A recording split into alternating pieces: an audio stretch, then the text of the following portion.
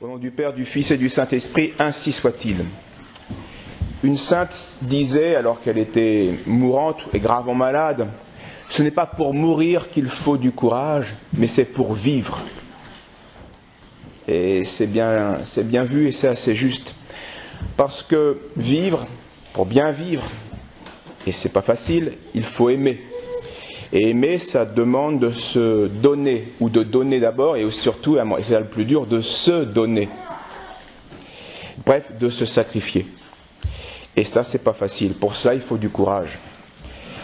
Et celui qui vivra ainsi, eh bien, la mort sera assez facile pour lui, parce qu'il se sera disposé à ce sacrifice ultime, et peut-être même jusqu'au martyre. Toute sa vie, il a été prêt. Il a accepté de souffrir ce que la Providence lui envoyait dans le temps présent, sachant qu'il n'y avait aucune proportion entre ses souffrances et la gloire qui est réservée à ceux qui s'offrent ainsi à l'imitation du Christ. Et donc, voilà pourquoi les pères disent que c'est la disposition au martyr qui fait le martyr. C'est pas le fait de mourir, car on a tué beaucoup de criminels. Eux aussi, ils ont affronté la mort, ou à la guerre, on affronte la mort. Mais c'est pas ça qui les rend martyrs. C'est la disposition intérieure qui va faire que cette mort devient un témoignage, devient une offrande, devient un sacrifice, devient une messe, si vous voulez. Et cette disposition n'existe qu'avec la charité, avec l'imitation du Christ, qui nous poussera non seulement à aimer, comme pour obéir à la loi, par justice, comme une dette, mais aussi à aimer de manière gratuite, de manière miséricordieuse, comme le Christ l'a fait. Et là, on comprend tout de suite que même la justice, mais encore plus la miséricorde, il faut la charité, c'est un don de Dieu. L'Évangile le dit très clairement, celui qui demeure en moi et en qui je demeure, c'est ça la charité, je demeure en Dieu et Dieu en moi, et bien celui-là porte beaucoup de fruits, car séparé de moi, vous ne pouvez rien faire, dit Jésus. Ou saint Paul, qu'as-tu que tu n'as reçu ? Et si tu l'as reçu, pourquoi t'en glorifier, comme si tu n'avais pas reçu tous ces dons? Alors prenons garde à l'illusion et surtout à l'orgueil, qui est cette pourriture qui corrompt tous nos actes et qui est le principal vice des hommes, l'orgueil. Et la fête que nous fêtons aujourd'hui, qui honore le martyre, le sacrifice de Saint Pierre, des apôtres Saint Pierre et Saint Paul, eh bien, va nous servir de leçon. Pierre et Paul n'ont pas toujours été les saints apôtres que nous vénérons. Ils ont eux aussi connu une misère, et une grande misère, peut-être plus grande que celle que nous avons connue. Les deux ont cru en eux-mêmes. C'est ça l'orgueil. En leur œuvre, en leur génie, en leur force, en leur mérite. Et par leur chute, eh bien, que Dieu a permise, Dieu a voulu les enseigner, Pierre et Paul, et par eux, nous enseigner nous. Commençons par Pierre, par Saint Pierre. Son nom vient du Christ. Comme le nom chrétien vient du Christ. Mais Pierre, c'est un autre aspect de la vocation chrétienne, c'est un aspect fondamental. Il était choisi comme apôtre pour fonder, eh bien, comme étant une pierre spirituelle de l'édifice de l'Église. Il a eu donc l'honneur de personnifier et de commander à l'Église, d'où la clé des royaumes des cieux qui lui est donnée. Donc Saint Pierre, eh bien, aimait Jésus, puisqu'il le suivait, était son disciple, mais il l'aimait d'un amour charnel, craignant la mort de celui qui est plus fort que la mort. Oui. Quand notre Seigneur lui annonce sa passion, donc sa mort, eh bien là, il se rebelle. Il n'accepte pas ce plan de Dieu. Et dans sa présomption, il va s'écrier à Jésus, « Seigneur, je vous suivrai jusqu'à la mort. Et quand il le faudrait mourir avec vous, même si tous les autres vous abandonnez, moi je suis prêt à donner ma vie pour vous. » Vous connaissez la suite de l'histoire, il va tomber dans l'apostasie, il va renier le Christ, puisqu'il n'aura pas le courage de l'affronter devant le danger de la mort, ou au moins de l'arrestation. Il va le renier par serment, prenant Dieu à témoin, par 3 fois. Ce n'est pas une petite misère que de faire cela. Puis, à un moment donné, le Seigneur va regarder Pierre, leurs regards vont se croiser, Pierre va entendre le coq, et il va rentrer en lui-même, le regard du Christ le convertit, et là, il comprend sa chute, il comprend son orgueil, et il se barre pleurant. Voyons l'exemple de Paul maintenant, de Paul qui s'appelait au tout début Saoul. Saoul, remarquez-le, c'était le nom d'un roi juif qui a persécuté le roi David. Roi David, figure du Christ. Vous voyez le lien. Donc Saoul, lui aussi était persécuteur, non pas du Christ, mais du corps mystique du Christ, de l'Église, des chrétiens. Il était sûr de sa science, de la loi, et que lui confiait, il était confiant en son intelligence, dans son interprétation, etc. Et Dieu va le faire, lui, non pas chuter moralement, puisqu'il était déjà mort moralement par sa haine, il va le faire chuter physiquement sur Damas, vous le savez, c'est le chemin. Donc il tombe de cheval, il chute, alors qu'il n'y avait aucun obstacle, et en chutant, il devient aveugle, immédiatement. Et là, il entend une voix qui lui dit « Je suis... » Qui es-tu ? Il entend cette voix, cette voix lui répond « Je suis Jésus que tu persécutes, dans mes membres, dans mes chrétiens. » Et donc là, c'est ce regard, non pas physique, mais le regard spirituel de Jésus qui va convertir saint Paul. Cette parole-là le convertit, le change. Ce Christ crucifié, humilié, eh bien, va guérir gratuitement Saoul, qui va comprendre et qui, après sa conversion, après avoir retrouvé la vue et puis avoir été, après on lui ait confié l'apostolat, eh bien, il se nommera non plus Saoul, mais Paulus, Paul, qui veut dire un peu, comme une quantité négligeable. Il se dira toujours qu'il est le plus petit des apôtres. Paulus, je suis le petit, je suis le dernier.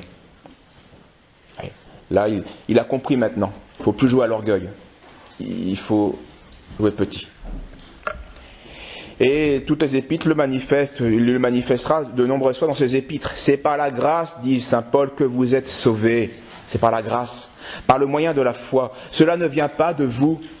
C'est le don de Dieu. Ce n'est point par les œuvres, afin que nul ne se glorifie. Autre exemple. Dieu a voulu réduire à néant ce qui est, afin que nulle chair ne se glorifie devant Dieu. Dès qu'on va se glorifier de nous-mêmes, la chute n'est pas loin. La chute n'est pas loin. Parce que Dieu ne peut pas supporter qu'on se glorifie, parce que c'est faux, parce que nous sommes néants. Parce que Dieu seul, à Dieu seul, est dû gloire, honneur, puissance.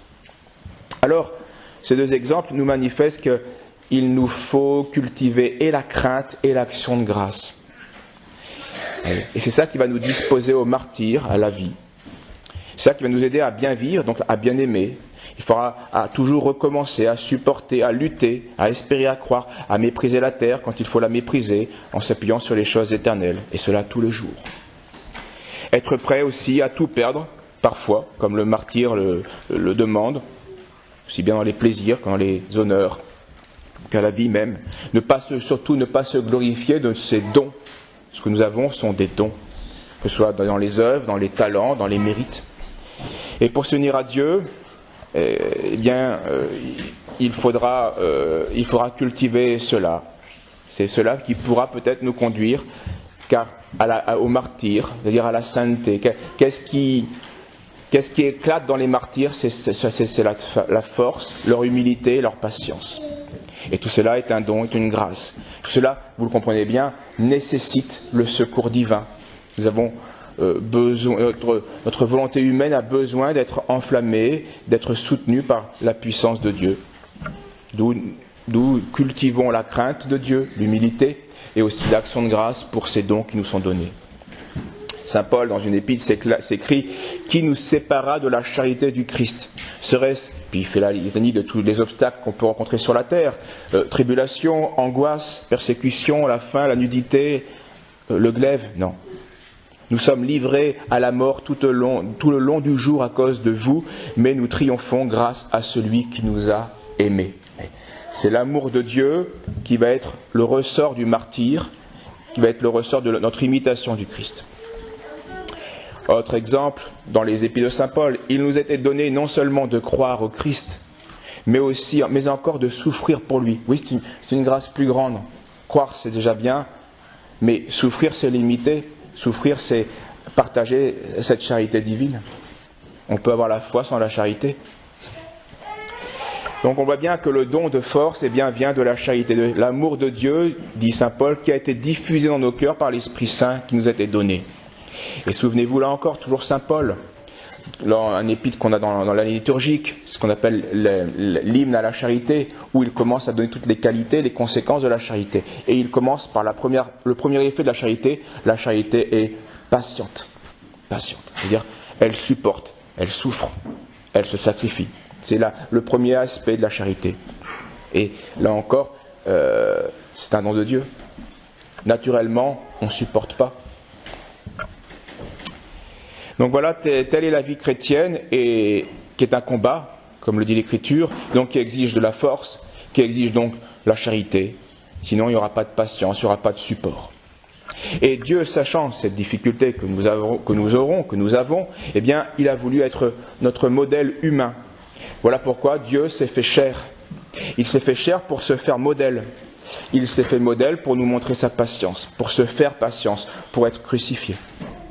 Et on le voit même avant le mystère de la croix, on le voit tout au long de sa vie terrestre.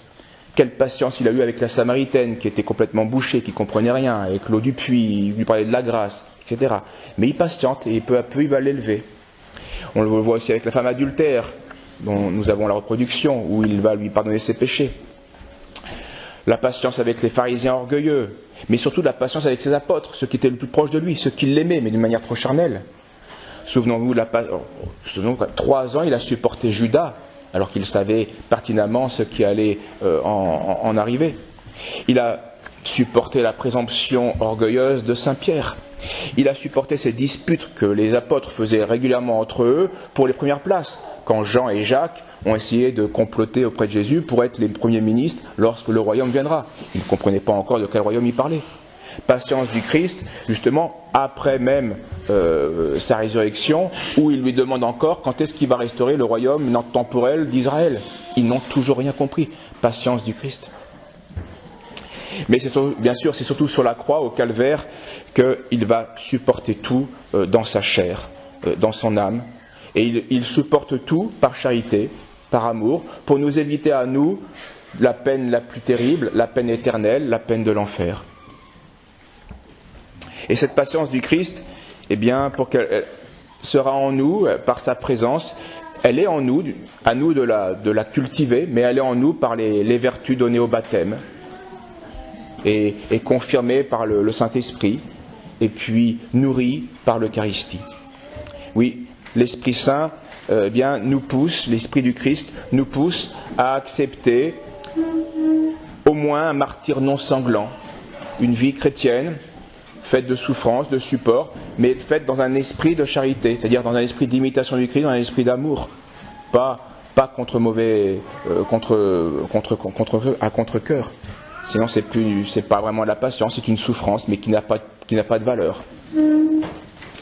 Alors puisons en Dieu, eh bien, cette charité que nous n'avons pas, pour avoir la force de supporter le mal qu'on nous fait, le mal qu'il soit physique ou moral. Et souvenons-nous de cette phrase, c'était Sainte Thérèse qui avait fait cette remarque.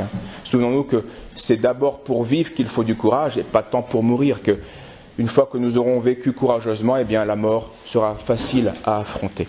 Au nom du Père, du Fils et du Saint-Esprit, ainsi soit-il.